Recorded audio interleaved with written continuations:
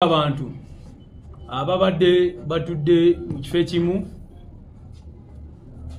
sitera nnyo okwagala kukozesa olulimi oba oliawo omuntu lwayinza okuyita oluvoola naye kataabo nze ndabye bayaayi kubanga bw'oba ng'oliawo ng'otudde wali nga oyambadde bereti y'abanno oli mu kwogera people power era nga bw'owanika ekikonde nga tomanyi nakyebitegeeza tomanyi gye byava.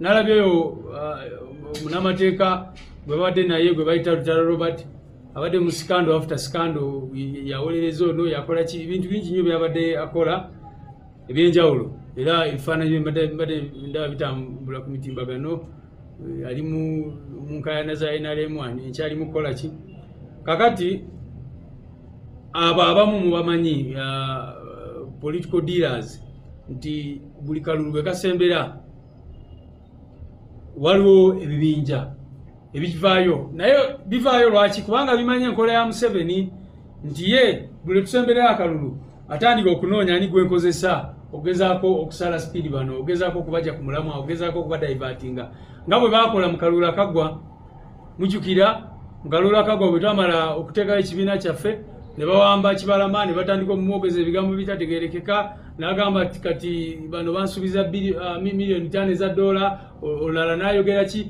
bwe yamala n'avaayo n'agamba abasajja bamuwamba ne bamugjamu enjala ne bamukubakuba n'ebirala bwe bityo kaakati era nga bwe tusemberera akalulu era bizeemu nga bw'obalaba batandise okuvaayo ebibinja bwe bityo twagadde obategeeza nti ekisooka teri kibiina mu mateeka kye bayita People Power Front oba People Power Movement oba kyonna kyonna ekyekuusa ku linnya eryo kubanga erinnya eryo ye slogan y'ekibiina kyaffe. Bwe twakola enongosereza mu ssemateeka waffe wa NUP slogan y'ekibiina twakikyusa nefuuka People Power, our power, our power, People Power.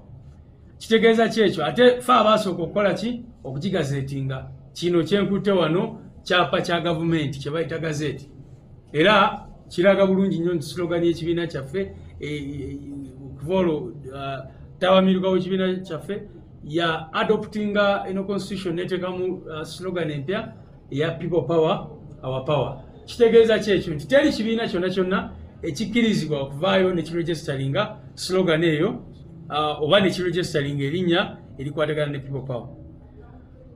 Ekyokubiri ebintu byonna byonna bye tukozesa tuze nga tubagamba nti People Power ye movement gye tulimu. People Power ekulemberwa President Kyagulanyi Ssentamu Robert. People Power erina ekibiina kye bayita National Unity Platform. So omuntu yenna ayagala kutegeera enkolagana wakati wa People Power ne NUP ndowooza agitegedde. Nga bwe tutera nnyo kubagamba we have a political party. We are not just a political party, but we have a political party. Fe twetunulira nga bannakisinde kya People Power. Naye mu ebyo kubanga twali twagala kufuna electoral platform n'ebirala netusalawo tutandikewo ekibiina ky'ebyobufuzi ekya National Unity Platform. N'olwekyo wano mutudde kyekitebe kya National Unity Platform naye ate ne People Power eri wano. Ekisembayo nti abo abantu abamu abayaayi n'abalala bwe batyo balina okubeera nga bakimanyi bulijjo nti erinnya si kyekikufuula ky'oli kubadde obalaba nga bali awo batudde ng'abayaayi bali bigambo bye bakola tebitegeerekeka. Kaakati